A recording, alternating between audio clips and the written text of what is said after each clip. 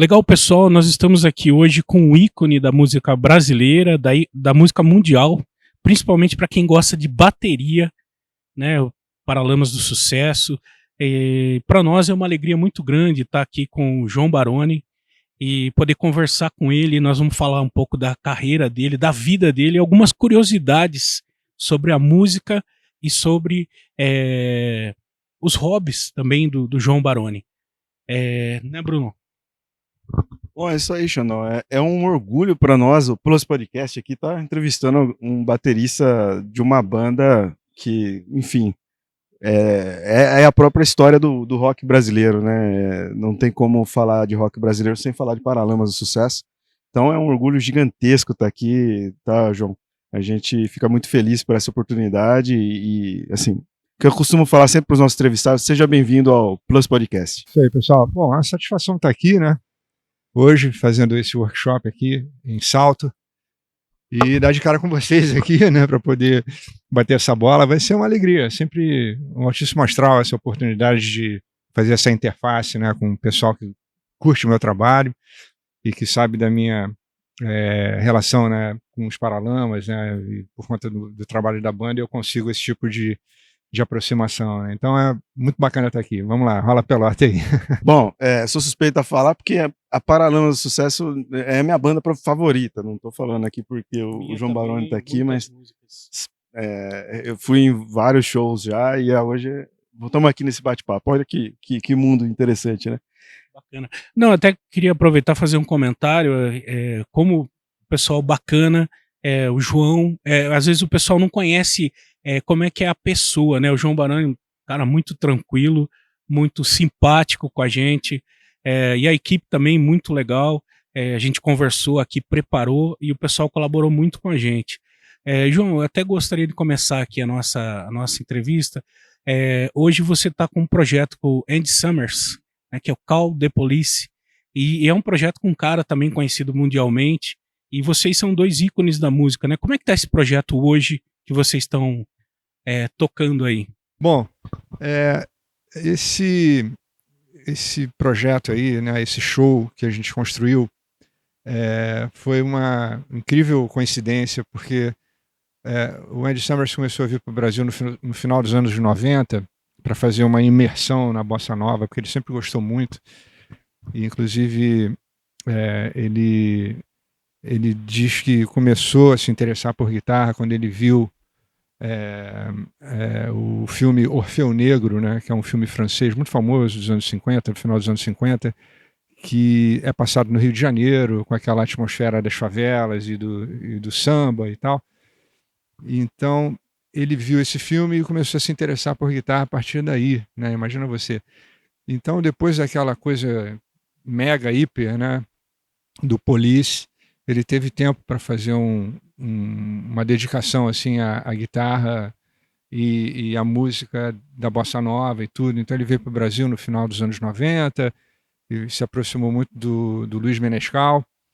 E aí as coisas foram acontecendo ao longo desses anos todos. O Andy veio inúmeras vezes para o Brasil, e numa dessas vezes que ele veio, ele conheceu o Rodrigo Santos, né? E o empresário do Menescal, o Luiz Paulo, ele também era empresário do Rodrigo Santos.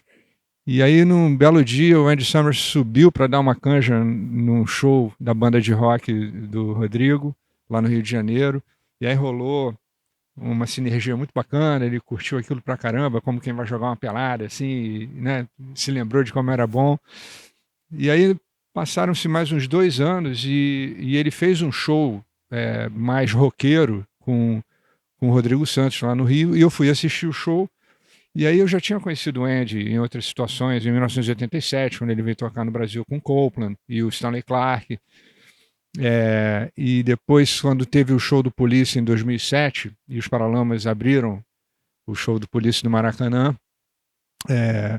então a gente já tinha ali um conhecimento, assim, né, meio breve, porém a gente sabia ali, né, quem era um e o outro, né? Então aconteceu um negócio muito incrível nesse dia desse show, porque no dia seguinte o Rodrigo me ligou falando que, pô, o Luiz, né, o empresário, ele falou que a gente tinha que fazer um show com o Andy tocando músicas do Police. Eu falei, cara, conta comigo, vamos nessa.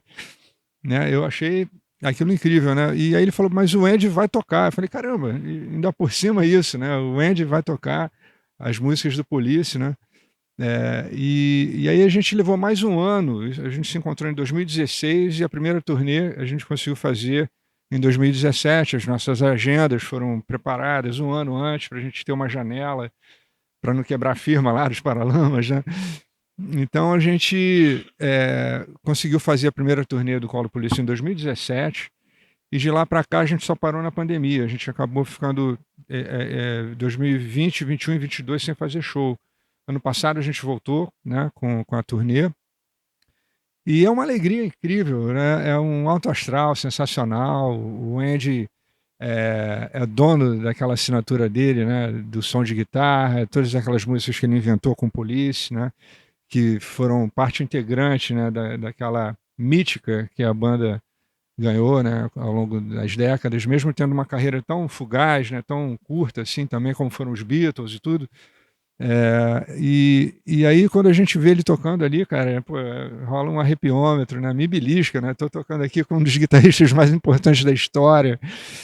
E o Rodrigo também, né, o Rodrigo é um cara que ele é muito, muito musical, ele é muito talentoso, né, e topar esse desafio, essa encrenca de cantar qualquer coisa perto do Sting, né, é realmente um desafio incrível. E ele rouba o show, né? O Rodrigo, quando ele canta, cara, todo mundo se convence ali, ele tá mandando com a alma ali mesmo, né? Aquele repertório que ele conhece tão bem. Eu e ele, a gente é mais ou menos da mesma época, né? Assim, quando o rock carioca ali estava emergindo, ele tinha as bandas dele, tocou com um monte de gente, tocou no Barão, tocou com o Lobão, tocou com Deus e o Mundo, Kid de Abelha.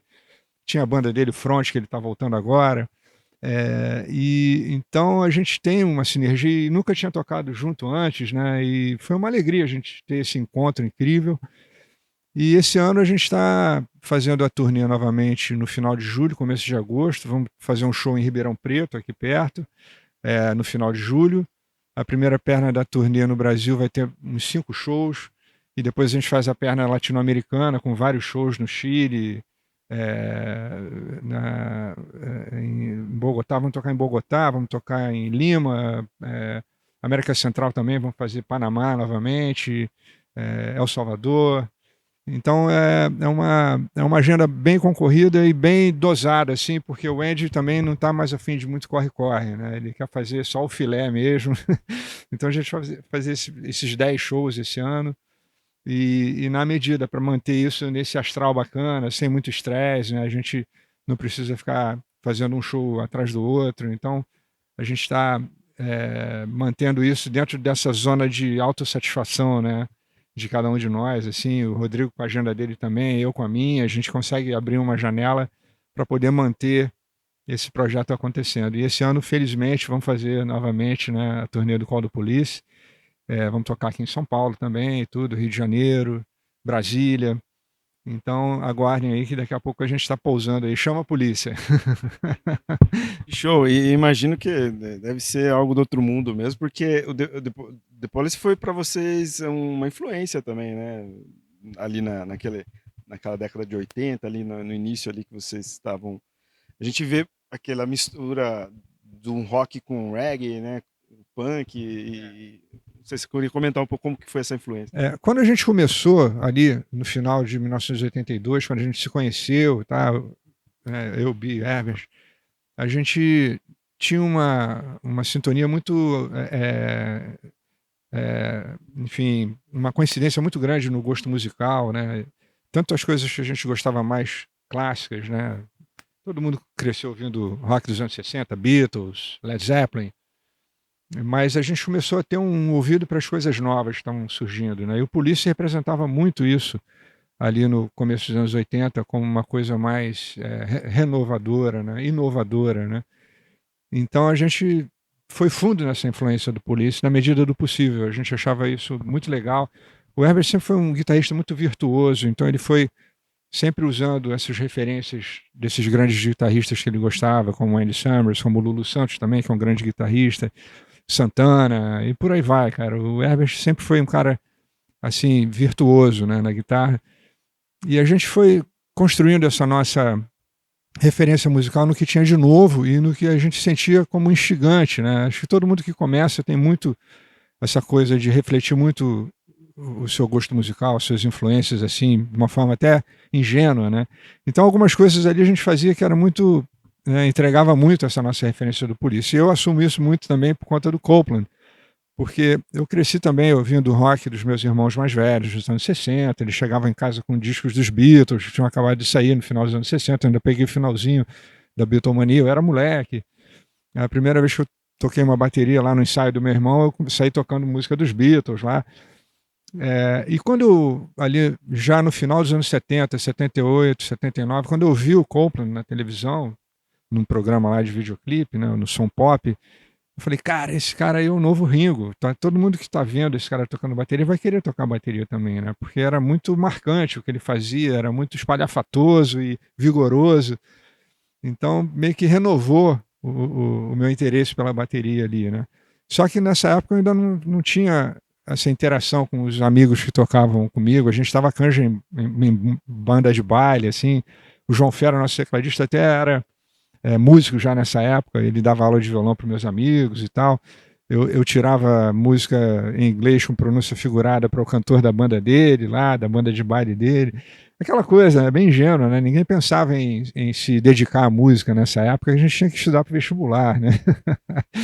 E aí, quando a gente teve esse encontro marcante, né, Bi, Herbert e eu, a gente foi fundo nessa influência do Police e da New Wave, né, que se fazia na Inglaterra, que era misturando reggae, misturando ska, né, aquela coisa que veio depois do punk, né, que o punk era aquela coisa muito agressiva, né, tentando reconstruir um pouco aquele cenário muito estabelecido do rock, tudo muito, era muito virtuosismo, né, e o Police pegou essa energia do punk porque eles eram muito bons músicos, né. O Copeland tocava em banda de rock progressivo, né, o Covered Air. O Andy Summers já tinha tocado com um monte de gente, com Animals. O Sting era de uma banda de jazz, né, que ele tocava baixo e cantava lá em Newcastle. Então, o Copeland teve esse plano maquiavélico de capturar essa energia do punk, mas tocar bem, né? E cá entre nós, né? Tudo bem, punk é legal pra caramba, mas tem que tocar direito, né, meu? Tem que tocar direito, não adianta. Aquele primeiro momento ali do Sex Pistols, né, de ser super, né, Zé Preá ali tocando, legal, mas depois, né, isso foi um momento ali de derrubar, né, os ícones, né, e tudo mais, né? Mas aí depois veio essa coisa, né, do Police se aproveitar, né, do punk e tocar bem. E depois eles foram sofisticando, requintando muito mais a música deles, até o último álbum, né, o Synchronicity é um álbum super requintado musicalmente, né. E então é isso que aconteceu. Essa história do Police pra gente era importante porque a gente queria ficar diferente de todo mundo que estava fazendo rock igual Rolling Stones e tudo, né? Aquele formato do blues de 12 compassos. A gente queria fazer outra coisa diferente, assim, né? Tentar chamar atenção nesse sentido, com uma nova sonoridade, uma nova intenção, né? E aí, nesse sentido, o Herbert sempre teve essa coisa visionária, assim, de tentar se diferenciar daquele bloco todo, né? Hoje em dia todo mundo fala muito do rock dos anos 80 como, né, o rock Brasil, não sei o quê. Mas ali na época estava todo mundo muito se medindo, né? Vem cá, quem é que vende mais disco aí? Não, não. Tava todo mundo ali numa certa competição velada, né? Para ver quem é que tinha mais sucesso comercial, quem era mais criativo, ou não necessariamente, né, nessa escala, né? E eu acho que a gente foi arriscando muito, os Paralamas sempre arriscaram muito. Cada disco nosso é diferente um do outro, né? A gente foi tentando sempre chegar num outro patamar. O Hermes sempre foi esse cara muito, né, ambicioso nesse sentido de não querer se repetir, não querer ficar fazendo a mesma coisa. Então, acho que a gente, ao longo desse tempo todo, foi abrindo esse caminho, né, de uma busca musical, tentando levantar o nosso patamar, né, de músico, né, porque a gente sempre começou isso de uma forma muito espontânea, muito não muito laboratorial, a gente sempre experimentou muitas coisas, né? E se desse certo, tudo bem, né? E isso que a gente fez ao longo desse tempo todo, a gente arriscou muito, né? Para chegar aqui onde a gente está depois de 40 anos, né? João, seguinte, eu nunca te vi explicando em nenhum lugar que eu assisti e tal. Eu lembro que na época eu tocava numa banda baile e eu te xinguei muito, mas te xinguei muito, porque os caras da banda queriam tirar óculos. E eu ouvi aquele negócio no começo. Falei, cara, não é possível. Esse cara gravou caixa no estúdio e depois fez um lance de aro, não sei. E eu não conseguia entender. Eu falava, como esse cara fez isso? Eu falei, viu, eu acho que nós vamos ter que gravar. Hoje chamam de VS. Eu falei, eu acho que a gente vai ter que gravar um sample aí. Porque eu não tô entendendo o que esse cara faz, bicho. Vocês querem tirar, mas não vai ficar igual. Eu tô ouvindo uma caixa lá. Como foi? Eu assisti vários, daí eu fiquei, na época não tinha internet, que você prende fácil hoje, né? Inclusive, eu comprei uma videoaula sua, VHS, que você estava ensinando reggae rock, né? Todo estilo de reggae, né? Rocksteady, não sei o quê. E eu comprei esse VHS para ver se você ensinava óculos, inclusive tem. Daí eu aprendi ali.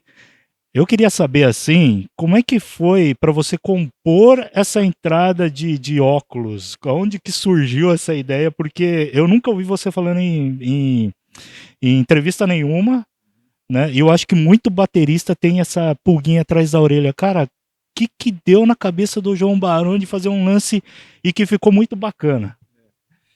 Cara, é muito oportuno você perguntar isso, justo no dia que a gente vai fazer aqui a Masterclass, né? E você falou da minha videoaula, que foi lá naquela época, em 1996, né? Foi uma ideia que eu tive, e eu tive que encher o saco dos caras da gravadora, na época da Odeon e EMI, para a gente tentar fazer uma videoaula nacional, porque tinha, assim, se tivesse alguma, era muito pouca, né?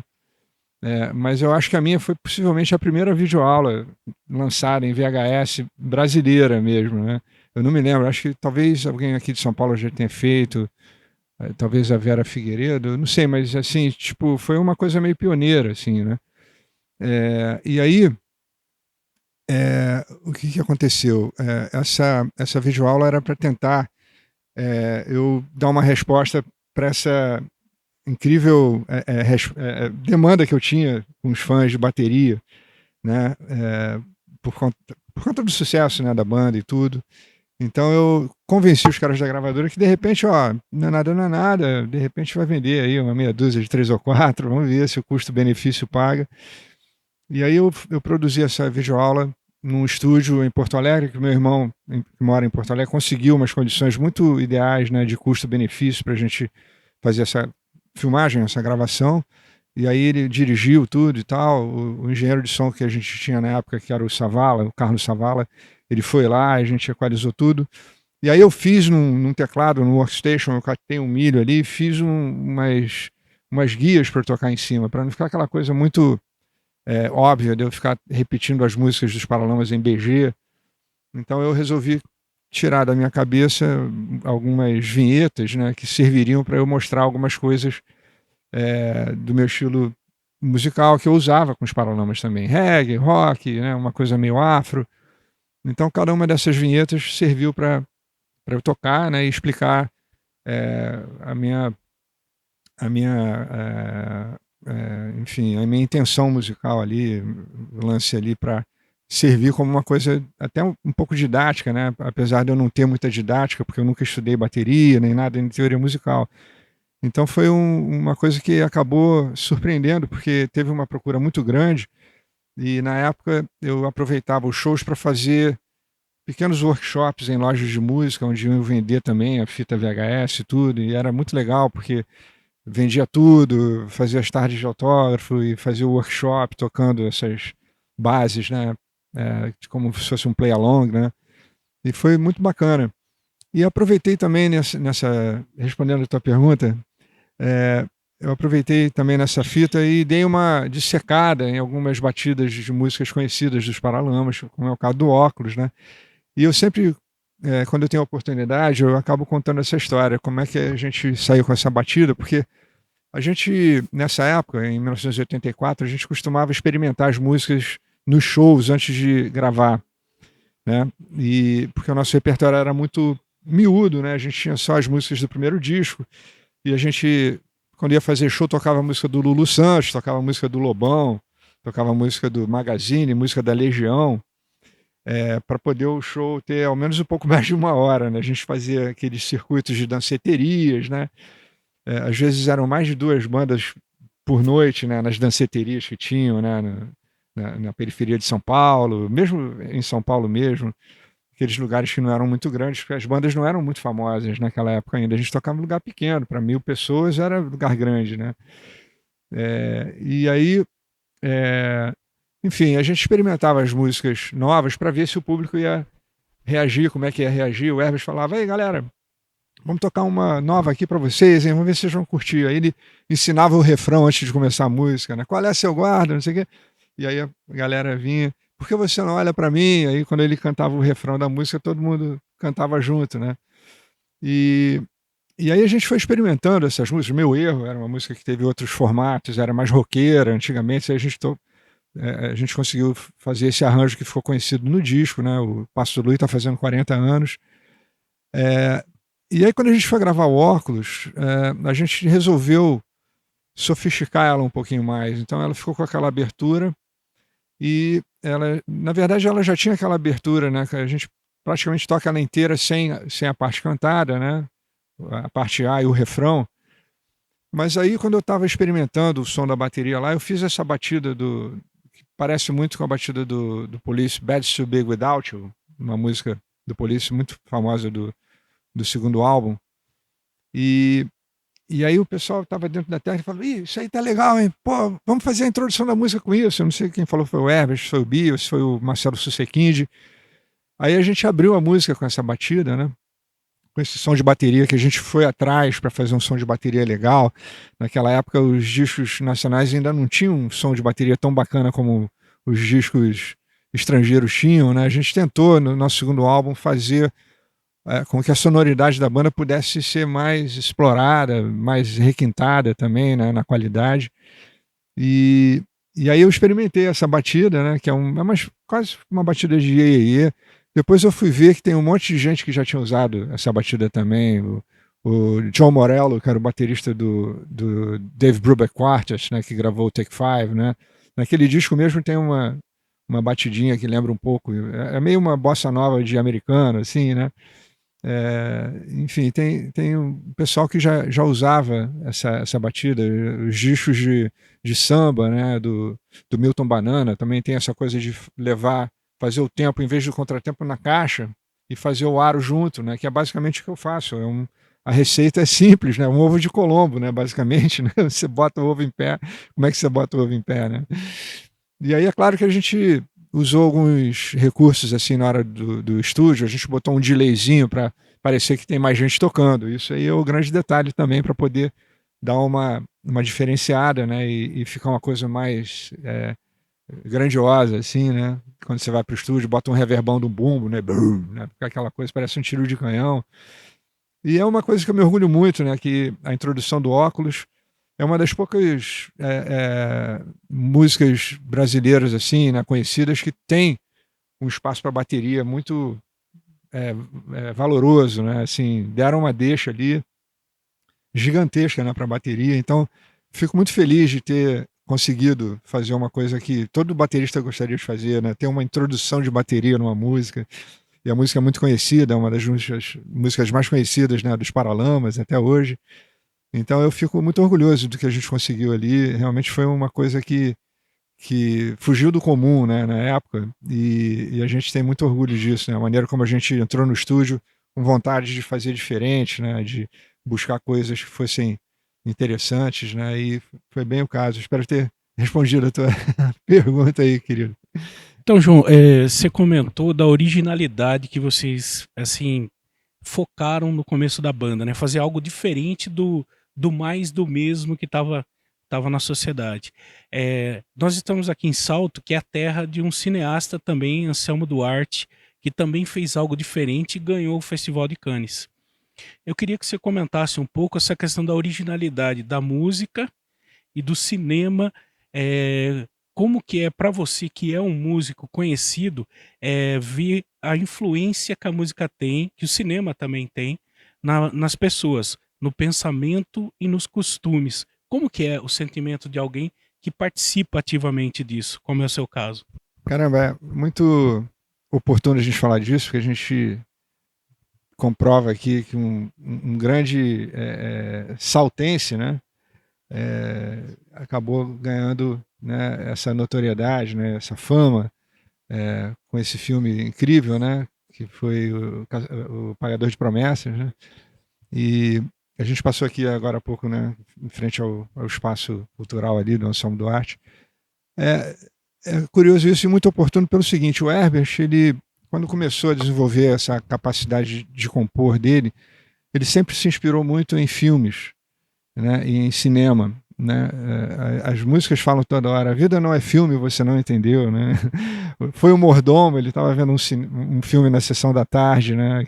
O mordomo é o culpado, né? E tudo.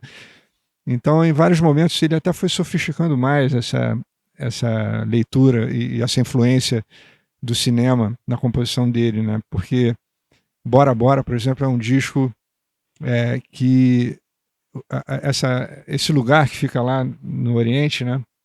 Essa ilha paradisíaca, ela foi tema de um filme do Wim Wenders, né? Que era era um filme, caramba, eu vou lembrar o nome daqui a pouco. Mas esse filme era um paraíso artificial que um casal vivia em Las Vegas e eles sonhavam o dia que eles poderiam fugir para Bora Bora, né? Então é uma ideia, né, de fuga, né, para um lugar idílico. E assim como em Selvagem, o Herbert fala da censura do filme do Godard, né, o Je vous salue Marie, que na época sofreu uma censura totalmente anacrônica, né, porque o filme falava de uma forma coloquial sobre a religião, né, sobre a concepção, né, da mãe de Jesus e tudo. Então botou ela como uma pessoa comum, né? E algumas pessoas reacionárias na época: não, isso não pode ser feito, é uma blasfêmia. Pô, cara, enfim, censura, qualquer tipo de censura é execrável, né? Acho que na arte, quem gosta, gosta, quem não gosta, muda de canal, já foi, né, cara? Não tem que ficar proibindo o que você tem que ver ou não, né? Cada um tem o seu discernimento e pronto, né? Enfim, o cinema sempre foi uma coisa muito presente no processo de composição do Herbert, né? Então, é muito oportuno a gente falar disso aqui, né? Na cidade do cara que ganhou o Leão de Ouro, né? Já faz muito tempo, mas ainda hoje é digno de nota, né? Que o Brasil conseguiu naquela época. Inclusive, é muito curioso isso, porque a gente está falando aqui de censura, e na época em que havia muita censura durante a ditadura militar no Brasil, foi uma época esfuziante na nossa arte, né? Porque muitos talentos surgiram da música, muitos talentos surgiram da literatura, do cinema, do teatro, porque foi preciso se erguer e se opor à opressão, né? Então, toda opressão pode gerar, né, um resultado também, né? Ali do lodo pode nascer uma orquídea, né? Foi o caso da produção cultural e artística brasileira durante esse período tão terrível que a gente sofreu na época da ditadura, né? E quando a gente começou nos anos 80, estava acabando, né, toda essa coisa horrível que foi, né, a democracia pela metade, né, que havia aqui no Brasil e tudo, e a opressão e a censura. Então a nossa geração teve esse papel também de reescrever um pouco a trilha sonora de todo mundo, né, da nossa geração, daquela época, os moleques com 20 e poucos anos, né, querendo mudar o mundo com a guitarra, como os punks falaram, e depois a gente deixando a nossa própria pegada nisso, né, nesse processo todo, né, a geração dos anos 80, que a gente viu coisas tão incríveis como Legião, né, o Cazuza e tudo, né, a gente viu que essa geração acabou ancorando o rock brasileiro como uma coisa legitimamente brasileira, né? Porque antigamente era uma coisa meio um fenômeno de classe média, era uma coisa meio... Os mais puristas achavam que era uma coisa exógena, né? Era uma coisa que não tinha nada a ver com o Brasil. E a gente viu que tinha gente que fez coisa muito incrível, né? Os Mutantes, né? A Rita Lee, o Raul Seixas, Secos e Molhados, né? E quando chegou a nossa geração, a gente acabou comprovando finalmente que o rock era brasileiro, sim senhor, né? E aí a gente teve essa felicidade de estar no lugar certo na hora certa também, né? Mas é muito legal a gente poder falar sobre isso hoje e tentar deixar essa mensagem, né, para todo mundo que está aí hoje, né, buscando referências. A gente vê como o público que vai ver os nossos shows dos Paralamas, de certa forma, se renova quando os pais levam seus filhos, quando os avós levam os netos, né, que já está até nesse ponto, né. Então é muito legal a gente poder perceber isso e deixar a nossa mensagem, assim, né, dentro desse contexto de como o rock se tornou brasileiro mesmo nessa época da nossa geração, né? Eu, quando assisto, e já assisti um monte de vezes, é dos clipes que mais mexe, assim, comigo, eu acho muito... E eu tenho que fazer essa pergunta, quando falaram, vamos entrevistar o João Baroni, falei, meu, isso eu vou perguntar pra ele. O clipe de Alagados, é, é, como foi essa ideia que vocês tiveram, né? E como foi essa gravação? Aquilo ali era numa comunidade real mesmo? Vocês estiveram lá? Como foi esse contato? E também queria que você falasse um pouquinho sobre o processo de composição da música, porque parece que ali casa tudo, o vídeo com a letra, e a música é sensacional. É uma das minhas preferidas, por isso até pergunto. Legal. Antes que eu me esqueça, eu lembrei o nome do filme do Wim Wenders, que é O Fundo do Coração, um filme dos anos 80 também, que ficou muito conhecido. Ele era todo feito com cenários artificiais também, né? Foi uma coisa quase teatral, né? Então eu acabei de lembrar aí, demorou, mas consegui.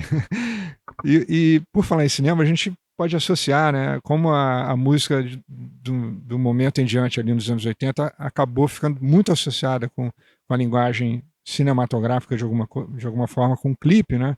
Os vídeos, né, das bandas, dos artistas, virou uma coisa que não podia faltar nunca. Né? A entrega visual ali da música, né, ficou muito associada dali em diante, né? Os canais de vídeo, né, principalmente a MTV e tudo. E nessa época, como ainda não tinha MTV no Brasil, a gente era obrigado a usar os canais que a gente tinha na época. E tinha um certo canal chamado Fantástico, que era onde passavam os grandes artistas, né, lançando seus vídeos internacionais e nacionais.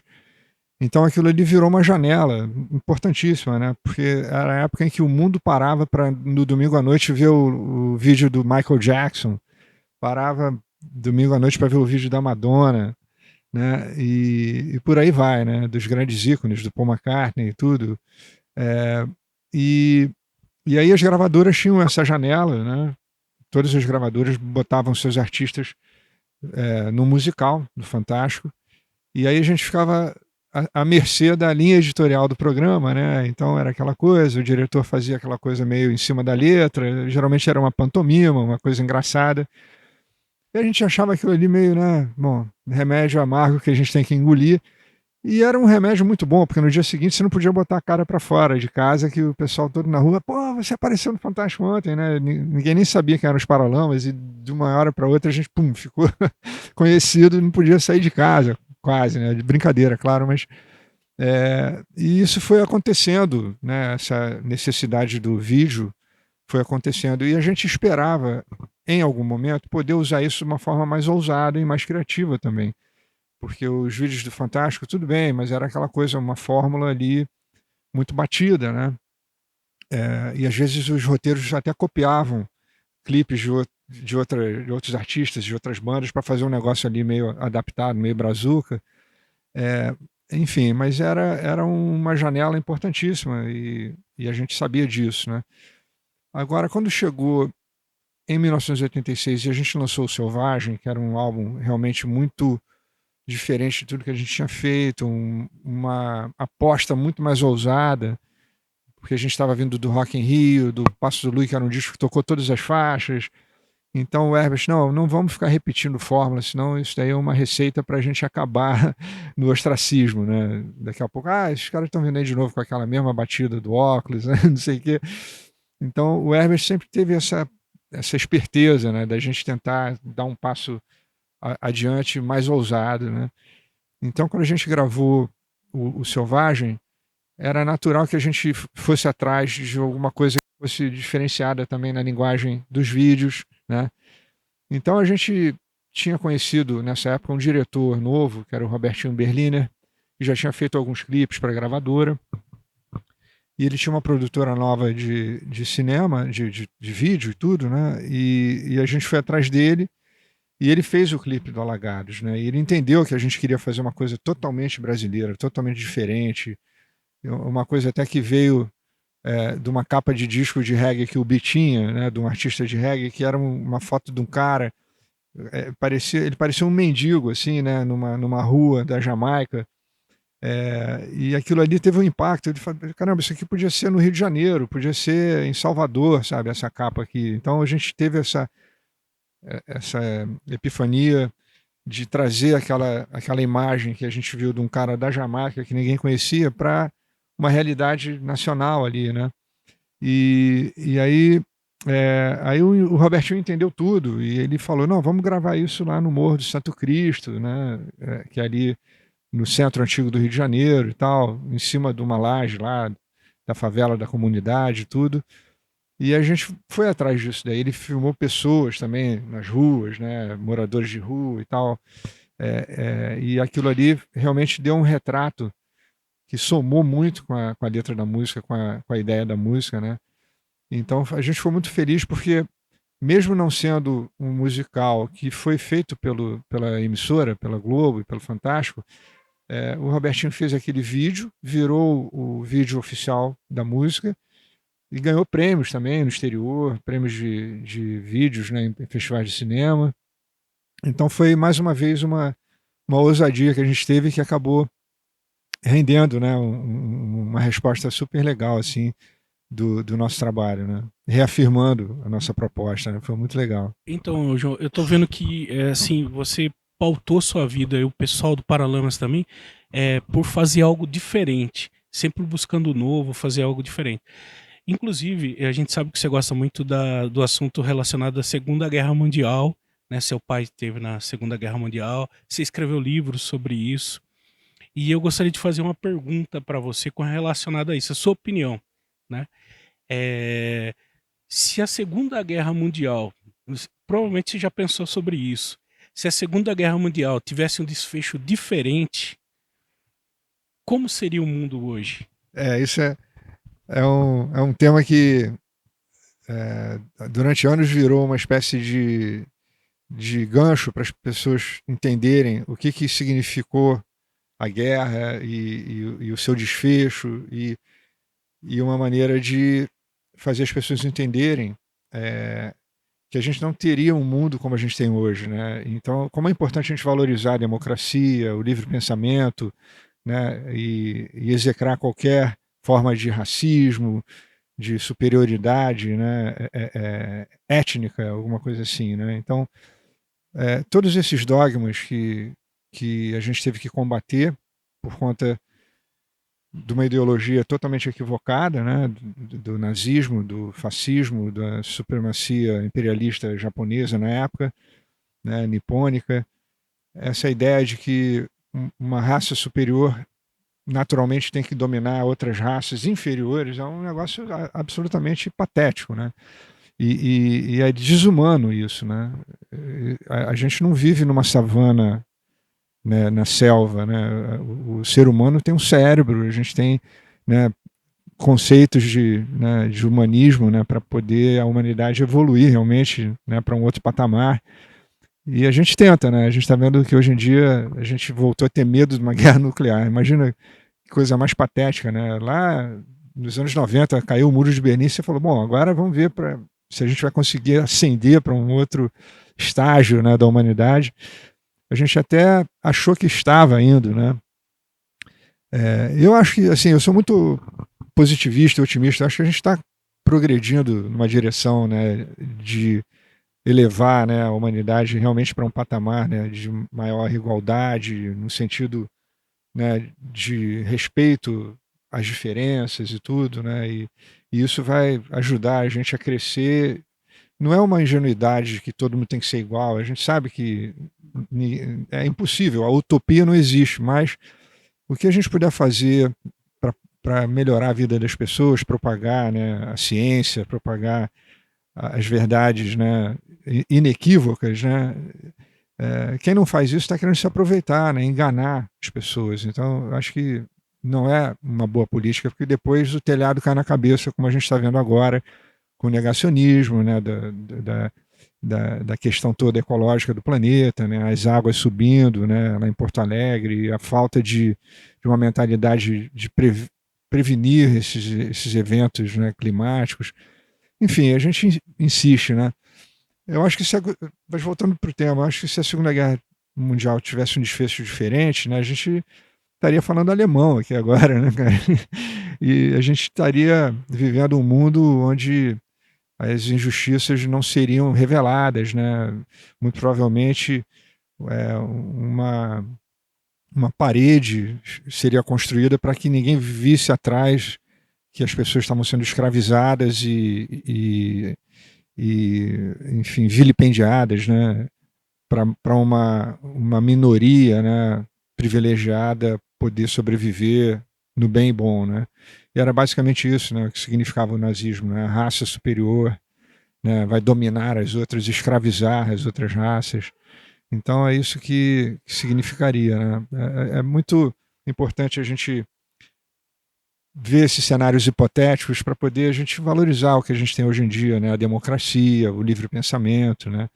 Então é importantíssimo a gente aprender com as lições do passado, senão eles se repetem, né? Vem aí de novo um cara de bigodinho aí achando que tá com a bola toda e um monte de otário vai atrás, né? Então é importantíssimo a gente ter esses alertas ligados, né? E não deixar que essas mensagens mais do medo, da mentira, né, prevaleçam sobre o bom senso, a ciência, né, o livre pensar, né, o alto astral, né.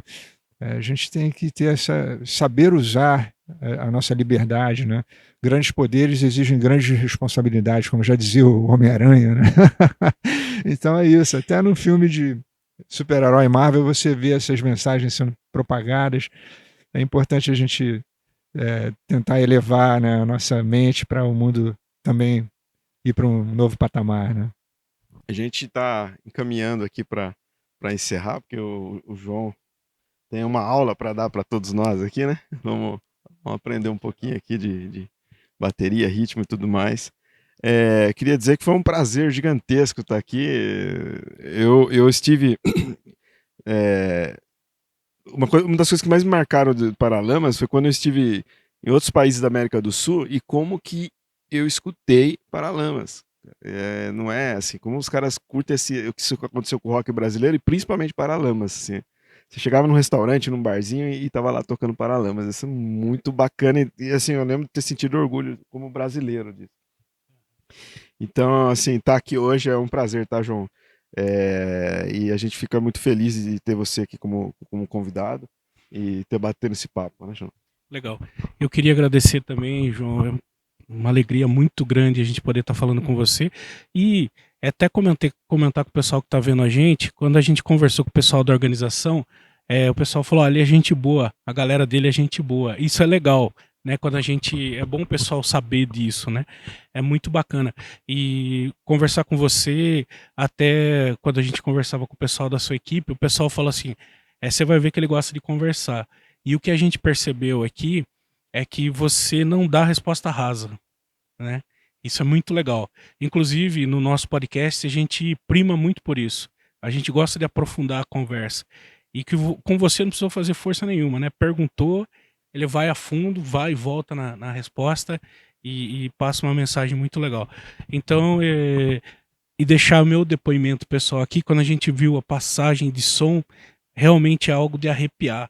A gente pô, é muito diferente ver você tocando bateria, muito legal mesmo. O pessoal que vai estar aqui hoje vai ter uma aula muito bacana. Muitíssimo obrigado, viu, João, pela atenção, pela disponibilidade e pela conversa que você teve com a gente.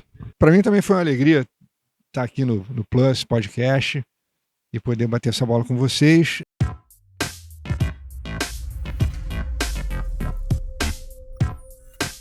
Grande pessoal, estamos aqui, Plus Podcast, aqui no encerramento do evento da Jasper Eventos, nosso querido amigo Johnny, aqui com o workshop com o João Baroni. Eu estou aqui com o Gerson, ele é youtuber, tem um canal que fala sobre bateria, é um baita de um baterista, aí muita gente conhece, e eu quero ouvir dele aqui como é que foi aí esse encontro na visão dele, o que ele achou aí do workshop aí com o João Baroni.